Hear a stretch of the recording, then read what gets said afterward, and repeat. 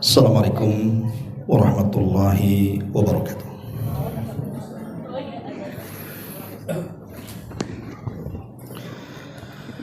Bihamdillah wassalatu wassalamu ala rasulillah wa ala alihi wa sahbihi wa mawalah wa la hawla wa la quwata illa billahi wa ba'du. Alhamdulillah, di siang ini kita bisa duduk kembali di Saung Sunda Sawargi, dan tentu tak lupa juga salawat juga salam kita hadiahkan kepada Rasul kita Nabi besar Muhammad sallallahu alaihi wasallam. Pembahasan di siang ini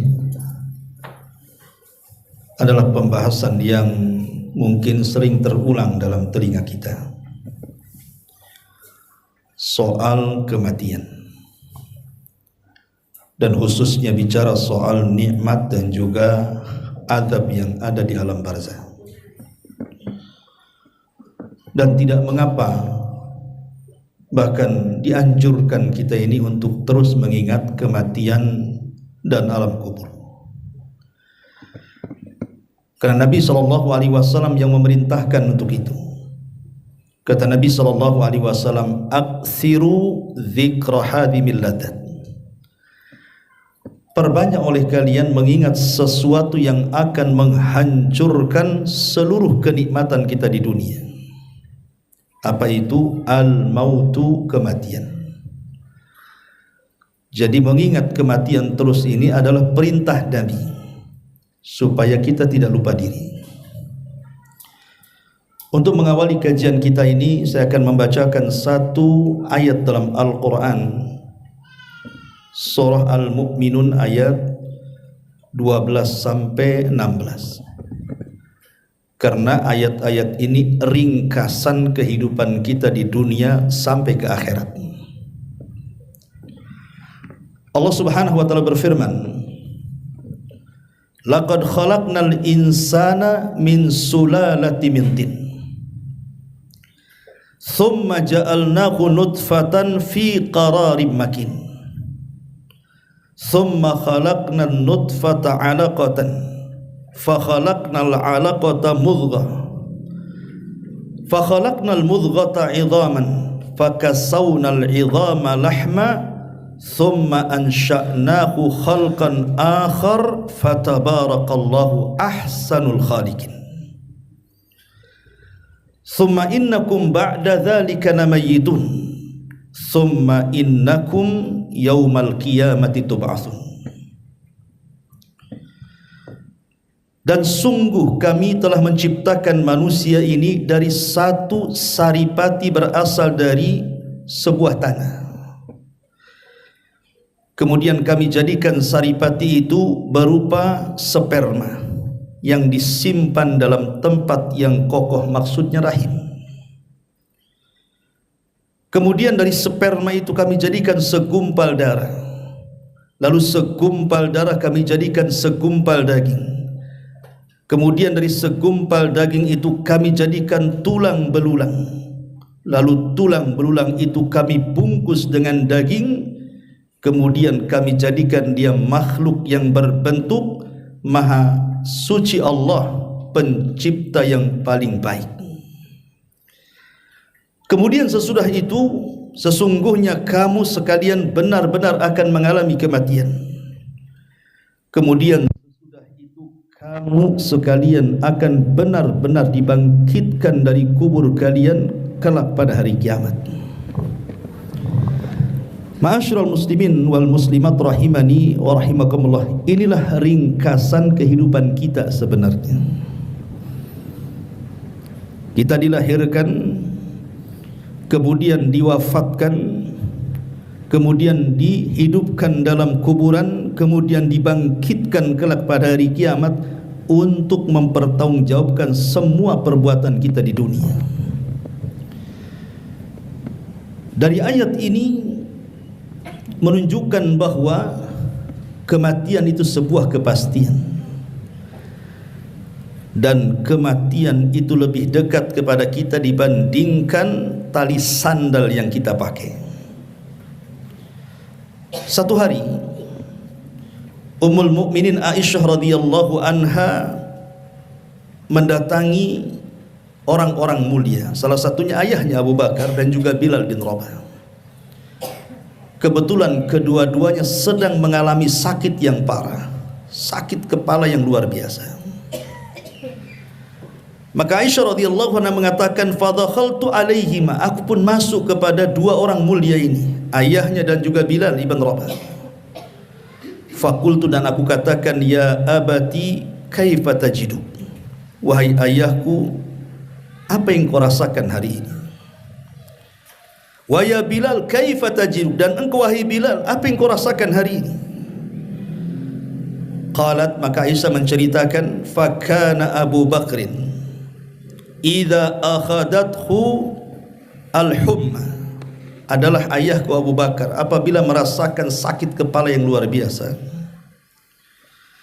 yarfa'u akiratahu wa yaqul ala laita syi'ri al-mautu adna min syiraki na'li. Maka Abu Bakar Siddiq radhiyallahu an mengatakan, duhai kiranya kematian itu lebih dekat dibandingkan tali sandalku. Lah, perkataan Abu Bakar Siddiq radhiyallahu an ini menunjukkan bahwa kematian itu lebih dekat dari tali sandal yang kita pakai. Siapa yang tahu kematian kita? Tidak ada yang tahu. Bisa saja mungkin pulang dari sini, dari pengajian ke rumah, tiba-tiba di tengah jalan kita mati. Tidak ada yang tahu. Orang loh sudah persiapan dengan kendaraannya baru, remnya bagus, dia pun piawai mengendarainya. Yang namanya hidup di jalan, bisa dia nabrak atau mungkin ditabrak. Kita tidak tahu kehidupan kita. Bahkan yang tidak ada sebab musabab saja, dia selalu medical check up, semua sehat badannya, rupanya menjemput kematian jauh lebih dekat kepada dia dibandingkan orang yang sakit bertahun-tahun lamanya. Dari sini menunjukkan bahwa kematian sebuah kepastian. Makanya Allah Subhanahu wa taala mengatakan kepada Nabi, innaka mayyitun wa innahum mayyitun, wahai Muhammad, engkau akan mati sebagaimana mereka juga akan mati. Karena Allah juga mengatakan, wa ma ja'alna li basyarin min qablikal khulda afa immitta fahumul khalidun. Allah tidak pernah menjadikan seseorang itu kekal. Apakah kalau engkau mengalami kematian wahai Muhammad mereka akan kekal? Tidak, mereka juga akan mati. Ma'asyiral muslimin yang dimuliakan Allah Subhanahu wa taala. Disebutkan di dalam hadis riwayat Anas ibn Malik radhiyallahu an, Rasul mengatakan, akthiru dzikra hadhimil ladzatil maut fa innahu lam yadhkurhu fi dhikin minal 'aishi illa wassa'ahu lahu wa la dzakarahu fi si'atin illa dhayyaqaha. Kata Nabi SAW, perbanyak oleh kalian ingat akan sesuatu yang menghancurkan kenikmatan kalian. Apa itu? Al-mautu, kematian. Ya, karena kematian itu menghancurkan nikmat segalanya. Orang kaya mati, tidak mungkin kekayaannya dibawa balik. Para pejabat yang punya jabatan tertinggi sekalipun di negara kita mati, tidak mungkin jabatannya masuk juga ke kuburannya. Artinya semua kelezatan hidup terputus dengan kematian. Tapi kata Rasul, ini yang jadi hal yang penting untuk kenapa kita disuruh untuk mengingat kematian. Kata Nabi SAW, karena sesungguhnya tidaklah seseorang mengingat kematian ketika dalam keadaan kesempitan hidup, melainkan dia akan menjadi lapang hatinya. Dan sebaliknya, tidaklah seseorang mengingatnya ketika dalam keadaan lapang hidupnya, kaya raya, kemudian dia ingat mati, melainkan dia akan menjadi sempit dadanya. Jadi kalau dia orang kaya tapi terus mengingat kematian, maka dia tidak mungkin durhaka dengan kekayaannya, tidak mungkin melampaui batas dengan kekayaannya, Toh kalau dia mati pun kekayaan tidak akan masuk ke dalam liang lahatnya. Tapi kalau dia orang fakir, orang miskin, kemudian mengingat kematian, maka dia tidak akan sedih dengan kefakirannya. Kenapa? Karena yang mencabut nyawanya itu adalah zat yang lebih rahim dibandingkan keluarganya. Terkadang begini gambarannya, ibu bapak yang dimuliakan Allah Azza wa Jalla.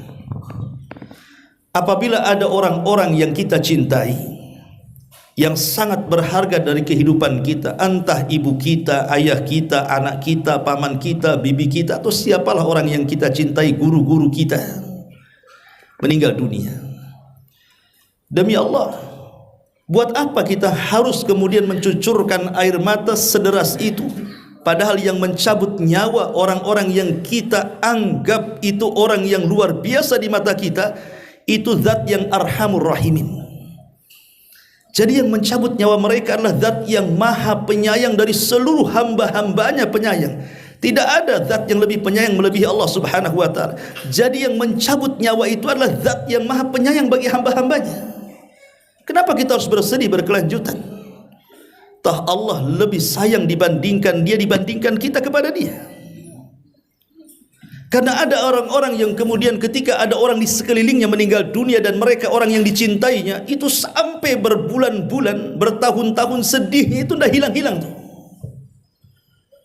Ingat bahwa yang meminta mereka mati adalah zat yang maha rahim, yang maha sayang kepada dirinya dibandingkan kita kepada dirinya. Mungkin Allah lebih sayang sehingga dia harus dipindahkan alamnya dari alam dunia ke alam barzah yang mungkin kenikmatannya jauh lebih besar dibandingkan di alam dunia.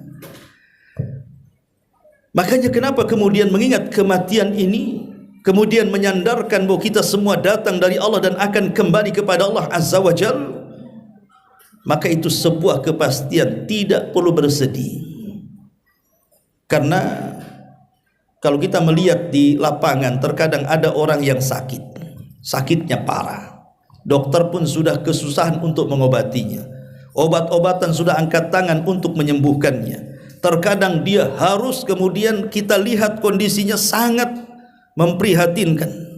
Susah jalan, susah makan, koma berbulan-bulan terkadang. Ingat bahwa pemandangan yang seperti itu kalau terjadi kepada seorang mukmin, maka ini masuk pada sabda Nabi SAW. Apa sabda Rasul? Ma yusibul muslim min nasabin wala wasabin wala hammin wala haznin wala adan wala ghammin hatta syaukati yushakuha illa kaffarallahu biha min khatayahu. Kata Nabi SAW, tidaklah seorang muslim ditimpa satu penyakit yang parah ataupun keletihan hidup, kekhawatiran hidup, kesedihan, dan tidak juga gangguan dan kesulitan, bahkan satu duri yang menancap dalam kakinya sekalipun, melainkan Allah akan menghapus kesalahan-kesalahannya.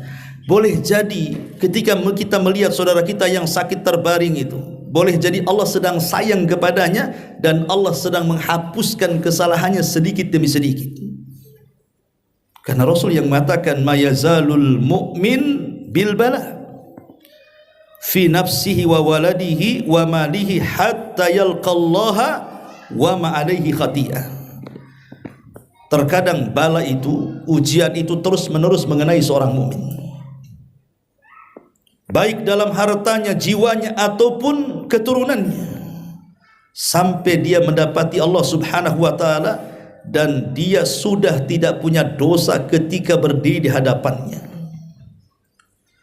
Jadi Allah itu sayang sebenarnya dengan cara terkadang memberikan musibah sebelum kematiannya itu.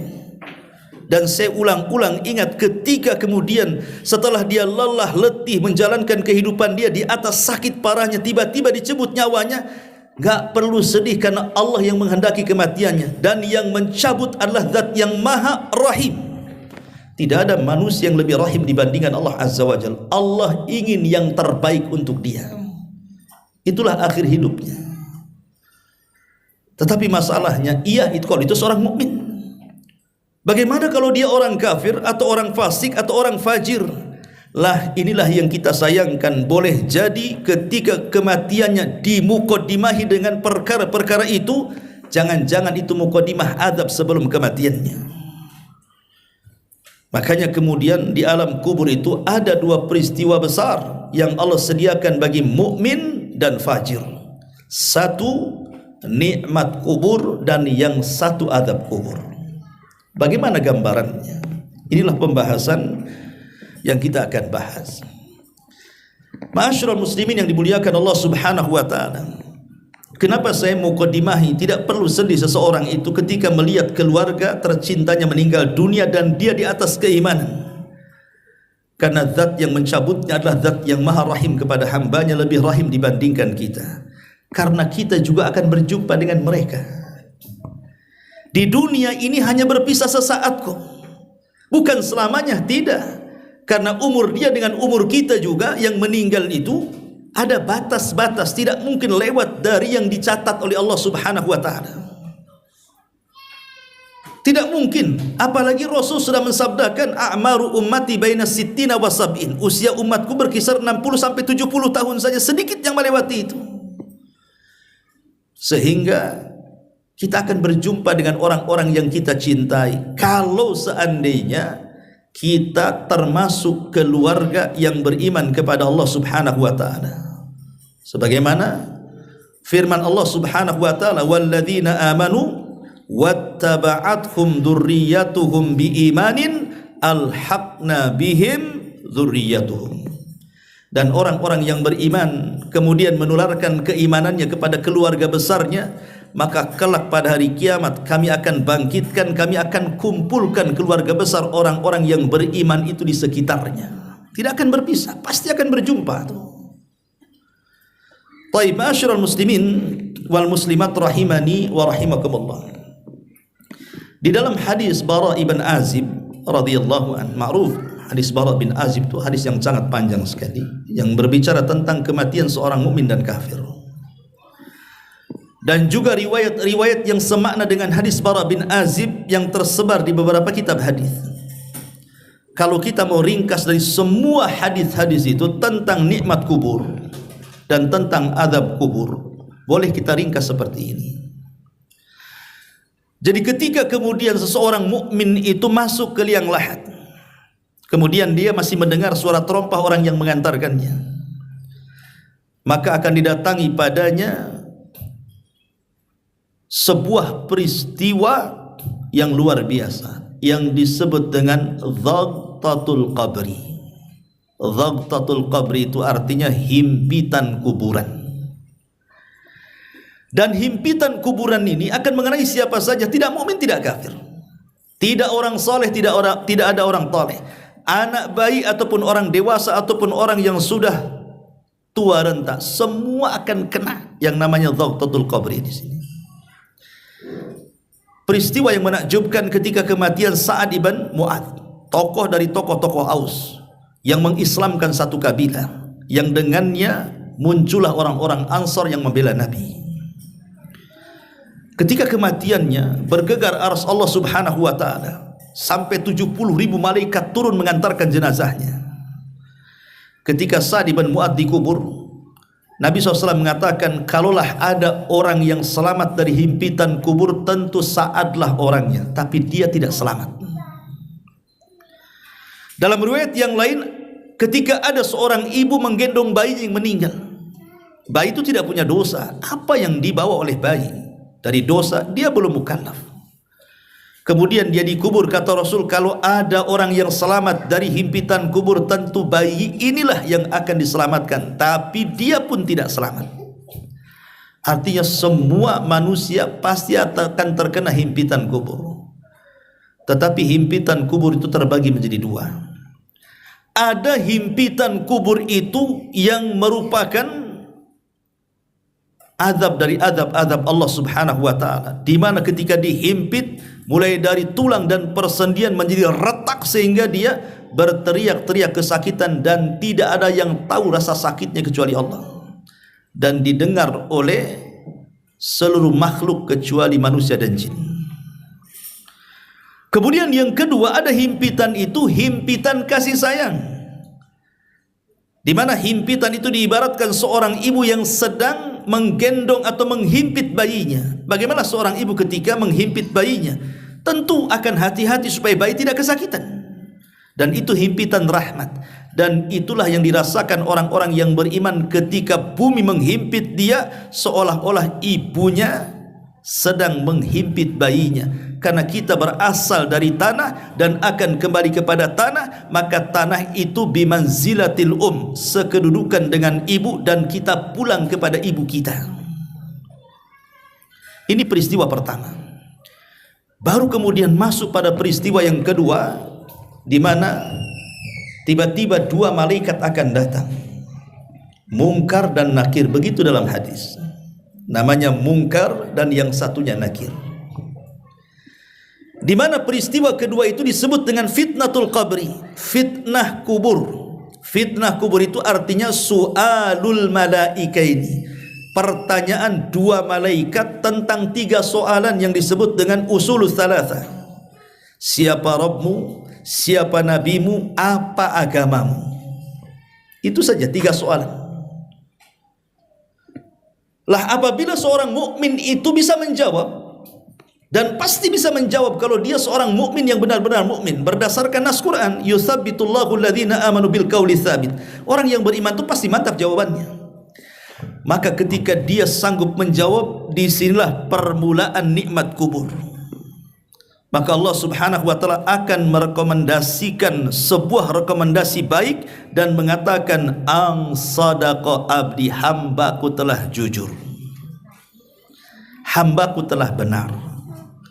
Kalau Allah sudah ngasih rekomendasi bahwa dia itu orang baik, maka tidak ada yang bisa memburukkan orang ini. Tapi kalau manusia mengatakan itu orang baik, belum tentu orang mengatakan dia baik. Tapi kalau Allah yang mengatakan dia baik, enggak ada makhluk yang mengatakan dia jahat. Itulah rekomendasi Allah Subhanahu wa taala. Ini nikmat dari Allah Subhanahu wa taala. Kemudian yang kedua, fafrishuhu minal jannah, bentangkan kuburannya sampai ke sorga. Dan beriwayat, bentangkan kuburannya sejauh mata memandang. Dan ini sebuah nikmat. Karena apa yang terjadi kepada orang fasik, orang fajir, orang jahat itu justru disempitkan kuburannya. Tapi orang-orang yang beriman diluaskan kuburannya. Terkadang kita kenapa ingin punya rumah itu yang lapang, yang luas, supaya tidak sempit dadanya. Kemudian yang ketiga, wa albisuhu minal jannah, hantarkan pakaian dari sorga. Coba, pakaian dari sorga yang tidak pernah dilihat keindahannya, didengar keindahannya, terlintas di benak manusia pun tidak. Dia akan memakaikan pakaian yang sangat indah yang belum pernah dilihat di dunia. Dan ini nikmat kubur, ya.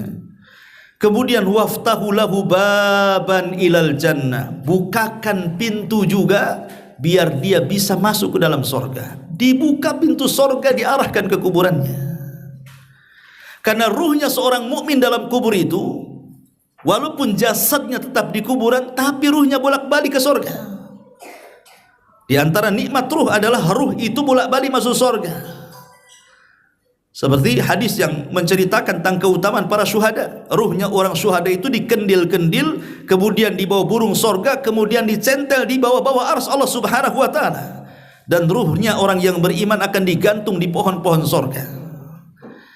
Artinya ini sebuah nikmat yang Allah Subhanahu wa taala berikan. Belum terjadi kiamat, tapi ruhnya sudah masuk ke dalam sorga. Dan ini bagian daripada nikmat kubur, ya.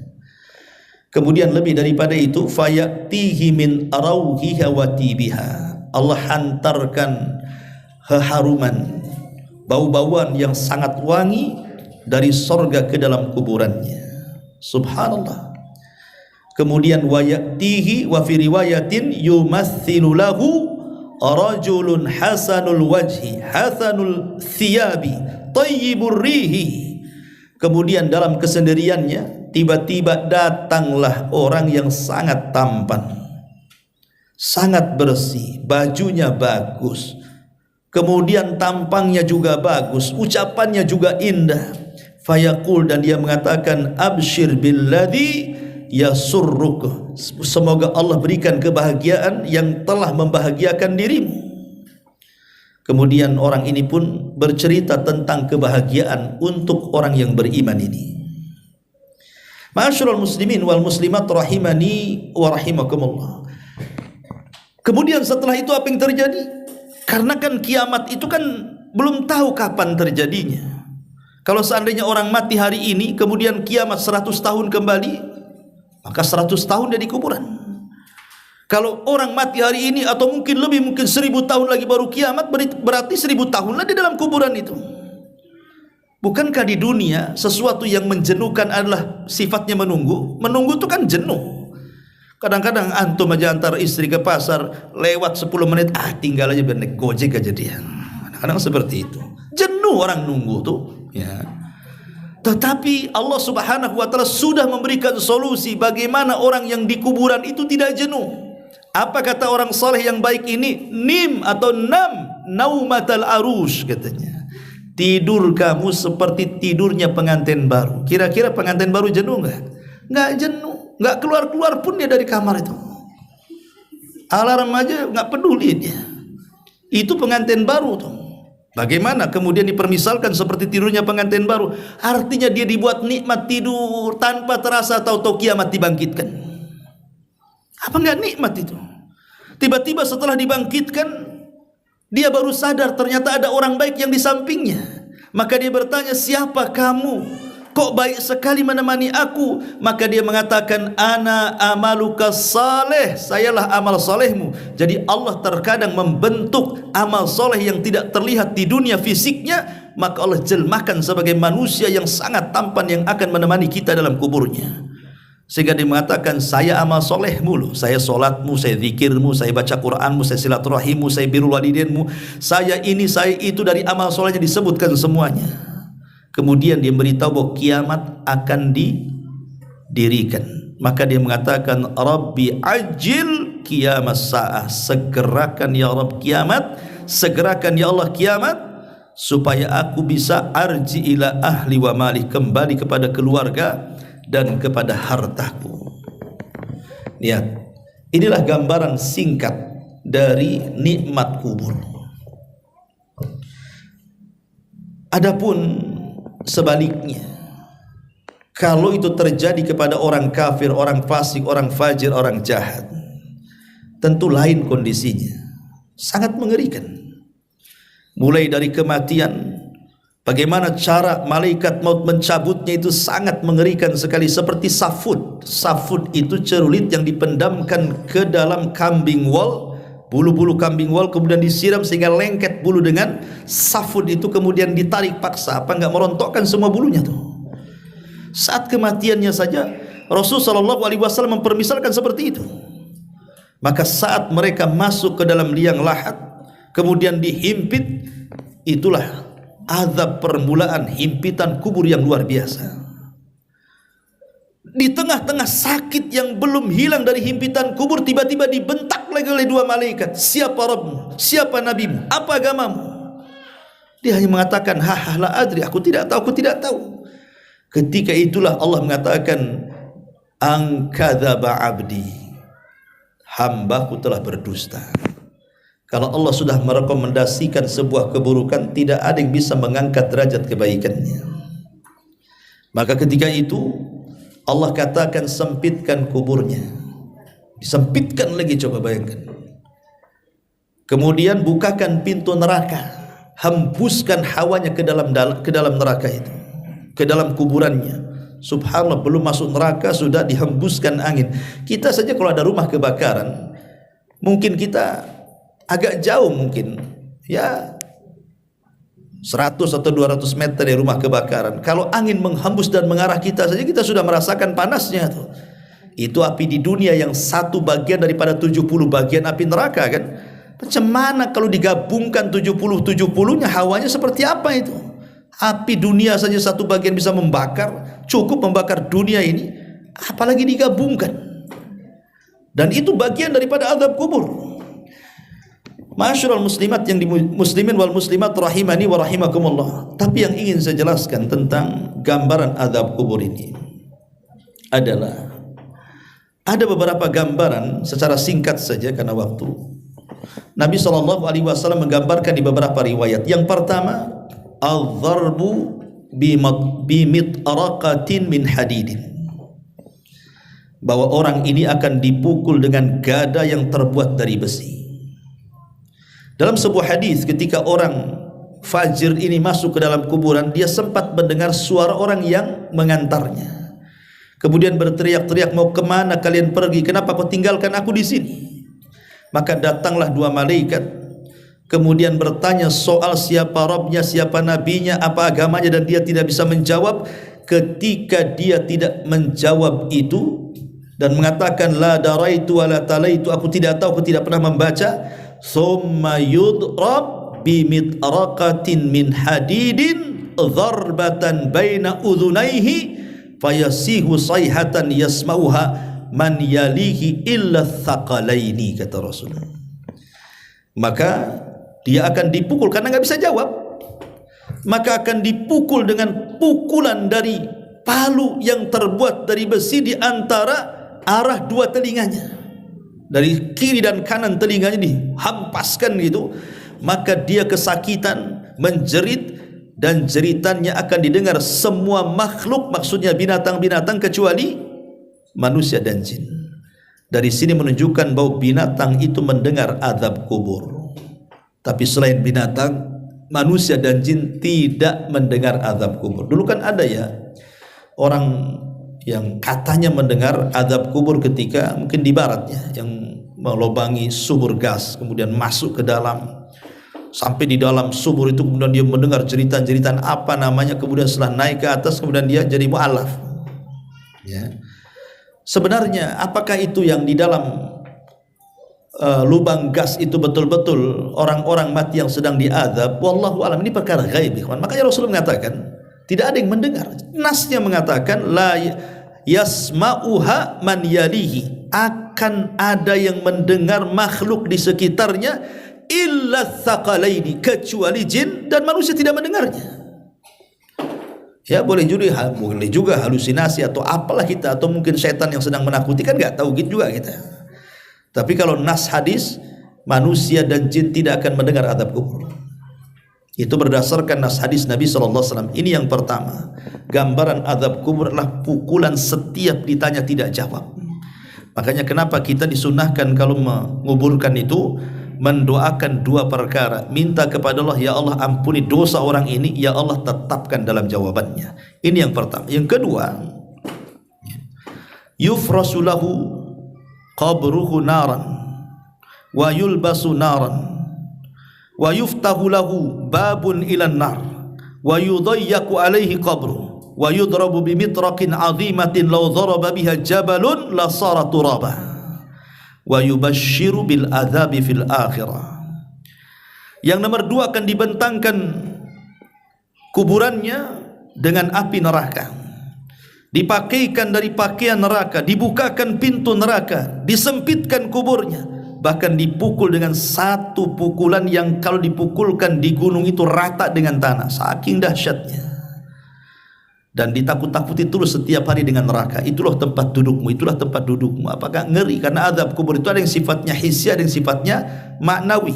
Sifatnya hissi itu langsung ke badan, merasakan sakit yang luar biasa. Sifat maknawi langsung ke hati, ke pikiran, dengan gambaran-gambaran neraka, bahwa engkau akan masuk di situ, engkau akan masuk di situ.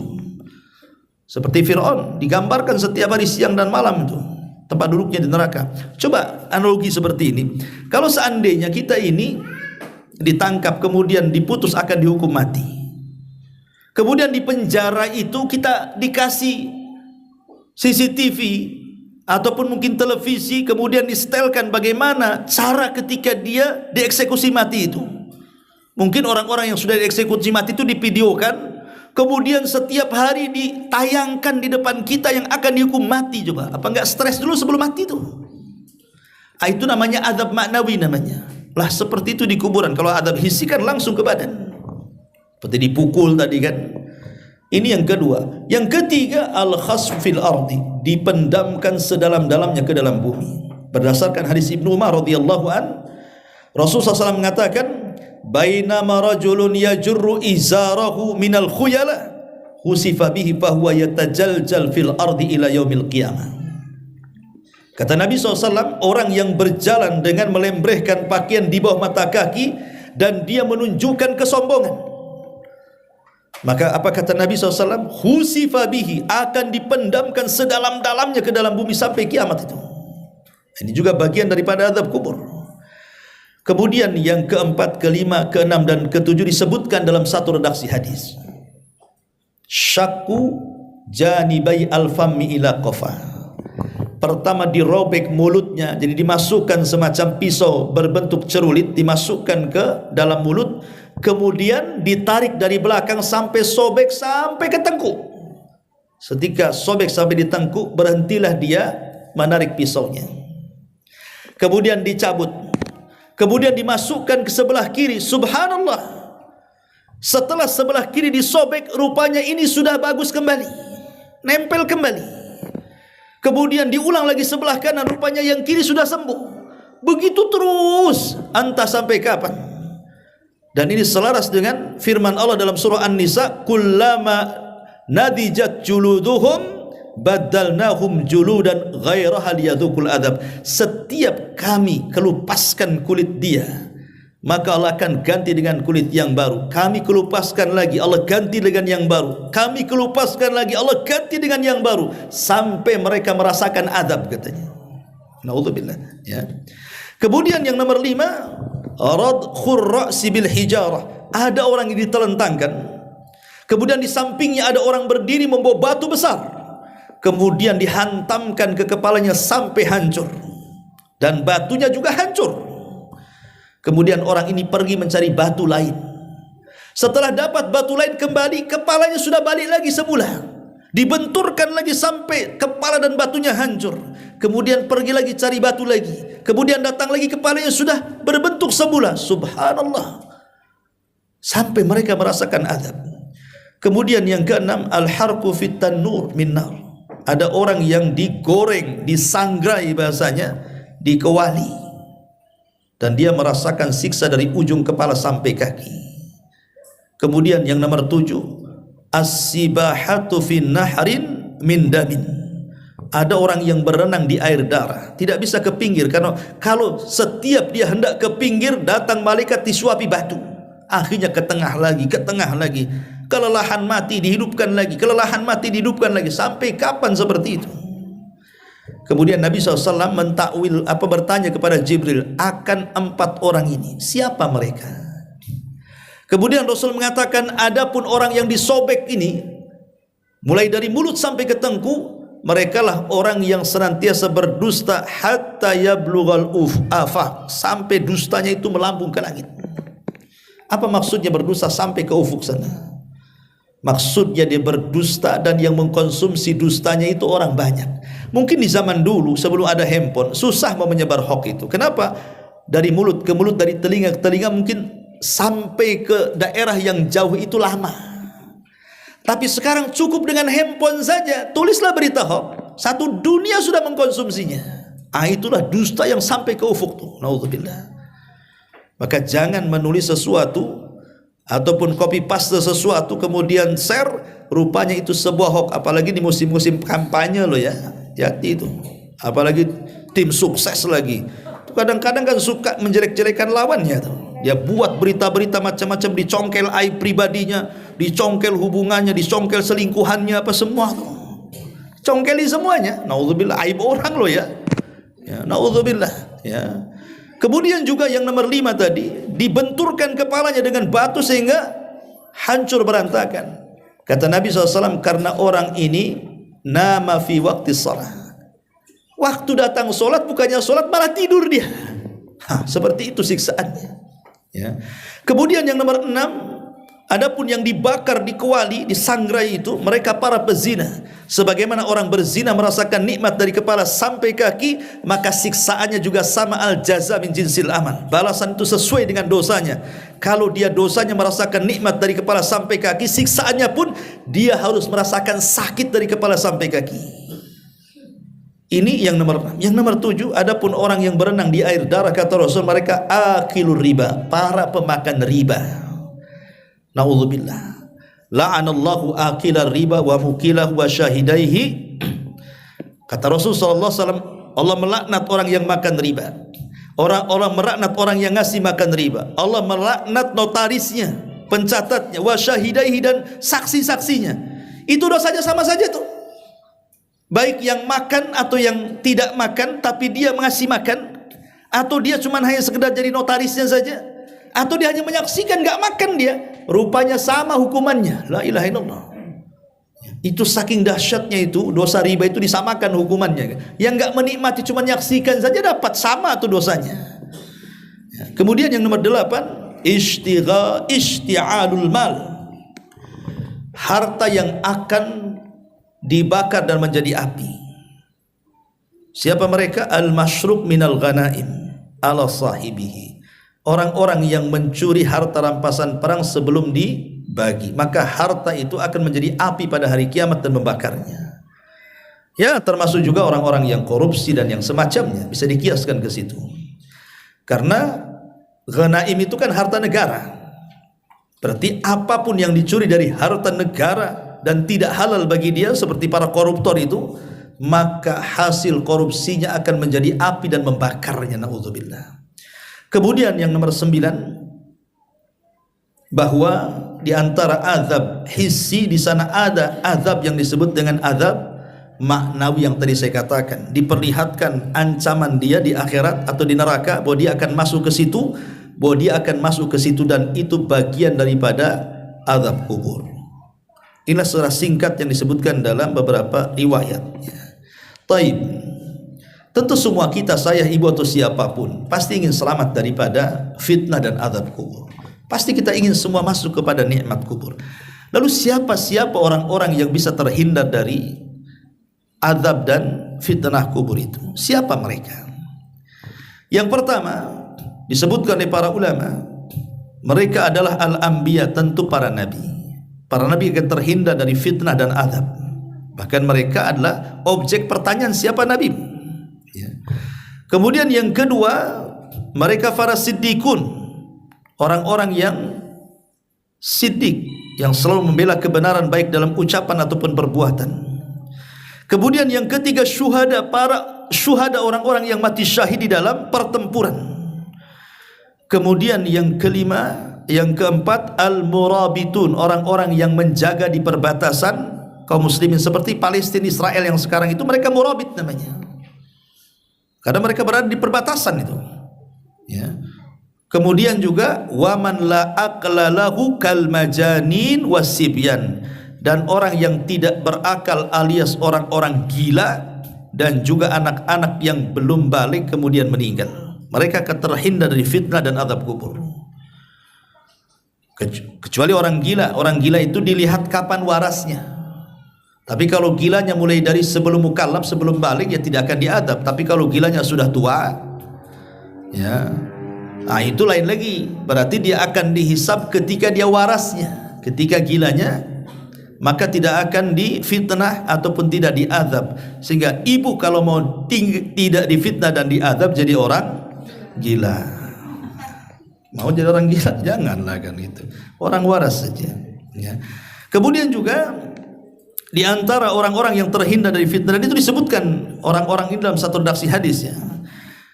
Di antaranya Nabi SAW ketika bicara soal kenapa orang yang mati syahid tidak difitnah, tidak ditanya-tanya kan soal siapa Rabbu, siapa nabimu, karena kafa bi bariqatis suyufi ala ra'si fitnah. Cukuplah kilatan-kilatan pedang yang mengancamnya itu sebagai fitnah bagi dia. Gak usah ada fitnah lagi. Ya. Ma'asyiral muslimin wal muslimat rahimani wa rahimakumullah. Termasuk juga yang nomor 6, al-mabtun. Mabtun itu orang yang mati karena sakit perut. Itu dikategorikan syahid. Ya, karena ada hadis yang mengatakan yu'man min fitnatil qabri. Orang yang mabtun itu akan aman dari fitnah kubur. Termasuk orang yang biasa membaca surah Al-Muluk setiap malam. Jadi sebelum tidur ibu baca surah Al-Muluk, tabarakalladzi biyadihil mulku.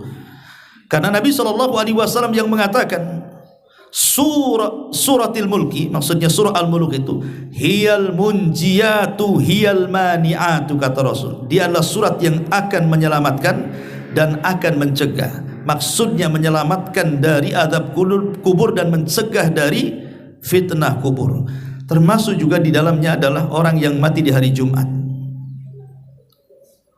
ataupun mati di malam Jumat. Tentu kalau dia seorang yang soleh, orangnya baik, orangnya taat, Allah pilihkan kematiannya di hari Jumat, maka mereka juga akan aman dari fitnah kubur, ya. Ma'asyiral muslimin wal muslimat rahimani wa rahimakumullah, termasuk juga orang yang senantiasa menjaga kebersihan. Pokoknya orangnya jijian, bersihan gitu ya. Terutama bicara soal najis, kencing, berak, pokoknya bersihan orangnya. Tidak mau netes sedikit pun di celana gitu ya. Maka dia bersihkan, di toilet dia bersihkan. Pokoknya pembersih intinya. Karena ketika Nabi SAW lewat di sebuah kuburan, ada pula yang diadab di situ. Sahabat tak dengar, Rasul dengarkan, itu khususan Nabi kan. Maka Rasul mengambil pelepah kurma, dibagi dua, kemudian ditancapkan di salah satunya. Setelah itu kemudian Rasul mengatakan, mudah-mudahan sebelum kering ini bisa meringankan adab kubur mereka.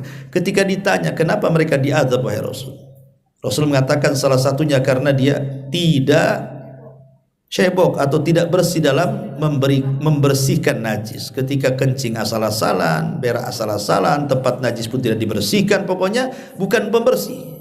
Jadilah pembersih. Kemudian yang kedua kata Rasul, orang yang yamshi bin namimah, kesana kemari lisannya suka mengadu-ngadu. Nah, ini zaman sebentar lebih pilkada ini kan. Nah, ini jangan suka ngadu-ngadu tuh. Suka ngadu-ngadu biasanya nih kalau sudah alam-alam politik ini. Maka anda usah ikut-ikut seperti itu.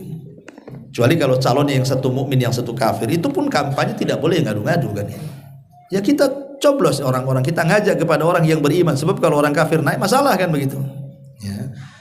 Tapi kalau calonnya sama muslim, ya dua-duanya baik, ya sudahlah, biarkan saja mana yang dipilih itulah yang kita anggap pemimpin kita. Dan banyak lagi ma'asyiral muslimin wal muslimat, karena sudah jam 11 lewat ya. Saya ada acara kebetulan. Saya kira sampai di sini saja, tidak ada tanya jawab ya. Subhanakallahumma bihamdika asyhadu an la ilaha illa anta astaghfiruka wa atubu ilaik. Allahu